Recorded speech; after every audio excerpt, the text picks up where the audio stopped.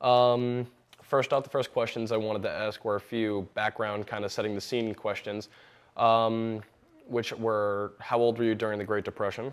Well, I was born in 1921, which was the Roaring Twenties, and that when I was born then, as I said, and when the Depression hit, I guess I was about 9 years old, 8 or 9 years old, Where did you live at the time? in the Bronx, New York.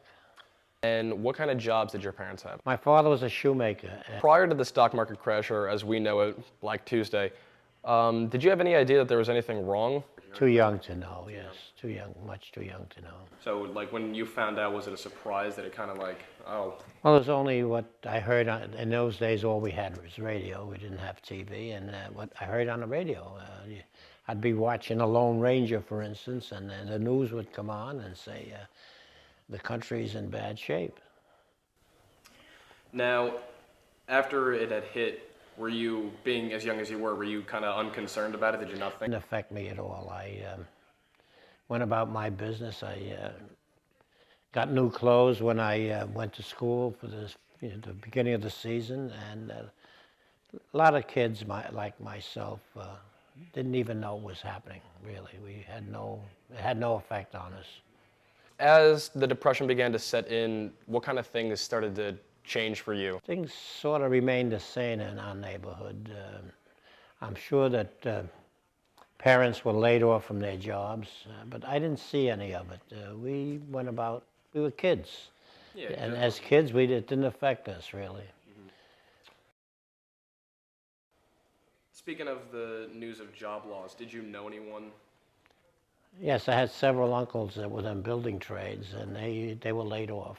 And my mother, we were fortunate enough to help them out with their rent and so forth. What kind of stuff did you guys do? Well, we helped them pay their rent, for one thing, and help them with the groceries, quite a bit. You had mentioned that your father was a shoemaker and that you guys were better off. So, like, was there like a lot of work? Were you guys still able to hold jobs? There was always work for a shoemaker. People couldn't afford to buy new shoes, so they had to get them repaired. And I'm sure my dad made the prices affordable so he can have business. But see, in my family, my brothers and sisters were working, and they kept work. My brother was in the budding radio business, and my sisters were in the garment industry and worked through the whole Depression. So luckily, you guys were still able to. As I say, we were well off enough to help the rest of the family, uncles and aunts and cousins. During the time, we learned that a lot of politicians were kind of giving talks to try and assure the country that things would get better. Do you remember any of those talks, or do you remember like what they were trying to tell you guys? Well, the thing I remember, the best thing was Franklin D. Roosevelt coming on the air and saying, I guess you had heard the phrase, you have nothing to fear but fear itself. And he followed that up with I guess they were monthly talks, the fireside chats they call them, and he spoke very humanly to the people that were in trouble. That's all I remember. I remember listening to the fireside chats. A very assuring gentleman was this FDR man. So you think he did a good job at kind of assuring the people? I thought he did an excellent job to keep the country together. And he had some programs to help people, young people, in fact, that were looking for jobs. He had what he called a CCC, and what they did was go around the country and help with forestry and things with the environment. And it was good for the kids. It kept them out of trouble, for one thing. I imagine without it, stealing would have become rampant, really. Yeah. And they did a lot of constructive things. Then they had the Works Project Administration, which built roads. And I mean good roads. When I moved out to Comac, there was a road there that was built by the WPA that was still in very grand shape. And we had to cover it up with a 4-lane highway, of course, which I'm sure needs repairs right now. To kind of like get away from things or just to have fun, what did like you and your friends do in your spare time, like to, just have fun? We played games that didn't require any equipment. We had a game called Kick the Can. And what it did was, it was like baseball. You would kick this can and run around bases without a ball. And we also had a thing called Steal the Flag, and this we'd have sides, and again, no equipment, just a handkerchief, and stealing the flag meant stealing the flag. As things started to progress, did you have any idea that things might get better? It looked like we were on a road to recovery, and unfortunately, that's when the war broke out and everything changed. I joined the Air Corps, as you remember me telling you, and my brother along with me, and my 2 older brothers worked in defense factories. Mm-hmm. Like, do you think that the war had anything to do with bringing the country out, though? Like, Definitely, the economy? definitely. It became us. After the war, we became the leader of the world, actually. And prior to that, it was Great Britain, and they were the leader of the world. But now, still today, we lead economically and every which way, really. Now, of course, seeing how things are going today with the stock market and how things are starting to tank every day, you hear bad news.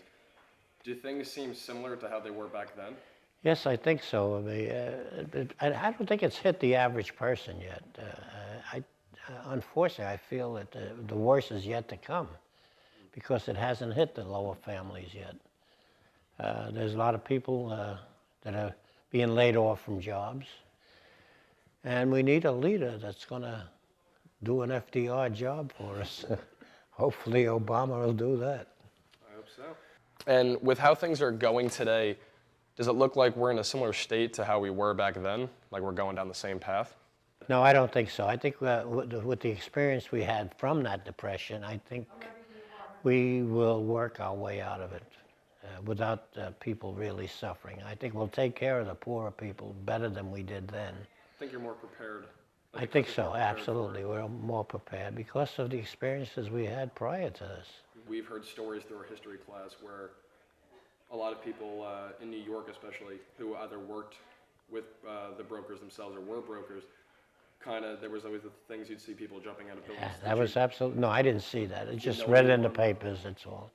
I was old enough to read papers then, so. Was it a scary thing to kind of see that all this was going on in the paper?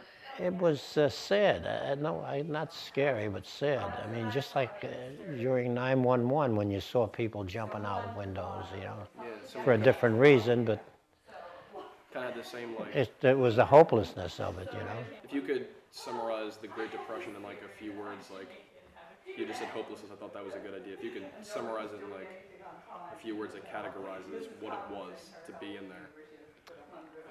I guess it was very exasperating for a man to be educated like these people down in Wall Street were very educated people. Most of them, I'm sure, went to Wharton. And here, the bottom just fell out on their lives. So I guess the only thing they saw to do was to jump out a window, unfortunately. Well, thanks for talking with me today. I learned a lot, and it's been my pleasure.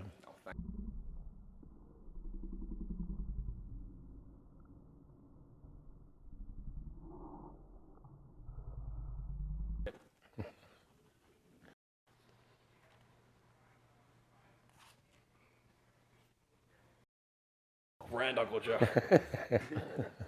One which was the Roaring '20s. I'd be watching a Lone Ranger, for instance, and at the beginning of the season, and you have nothing to fear but fear itself. Bringing it back to the other side, jump out a window.